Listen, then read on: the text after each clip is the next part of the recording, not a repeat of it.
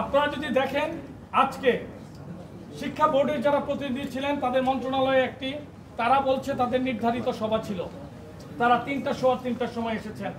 এর মাঝেই আমার কাছে ব্যক্তিগতভাবে যে মেসেজ আমি পেয়েছি সেটা কিন্তু প্রভাবিত হওয়ার মতো। তাদেরকে সকল জায়গা থেকে যে ভোটগুলো আছে সম্পূর্ণভাবে প্রভাবিত করা হয়েছে। আজকে শুধুমাত্র প্রায় বলতে গেলে ক্যাটাগরি 3-এরই একটি পদে নির্বাচন ছিল, 24টা রেজাল্ট কিন্তু প্রায় পূর্ব নির্ধারিতই ছিল। এই একটি আসনেও তারা 5 তারকা হোটেলের বৈধতা দেখিয়েছে, চাকচিক্য দেখিয়েছে।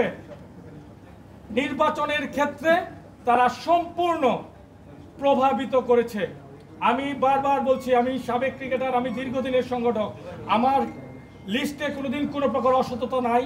আমি আপনাদের সামনে দাঁড়িয়ে বলতে পারি আজকে যেটা করা হয়েছে এটা সম্পূর্ণ প্রভাবিত একটি নির্বাচন, যা শুধুমাত্র বাংলাদেশ ক্রিকেটকেই তলানিতে নেওয়ার ইঙ্গিত বহন করে না।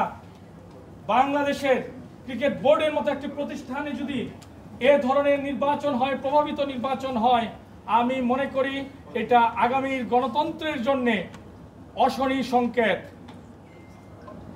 আমাদের প্রতিটি প্রতিষ্ঠান, রাজনৈতিক দলগুলো যদি এটা অনুভব করতে পারে তাহলেই কিন্তু গণতন্ত্রের সঠিক পথে বাংলাদেশ থাকবে।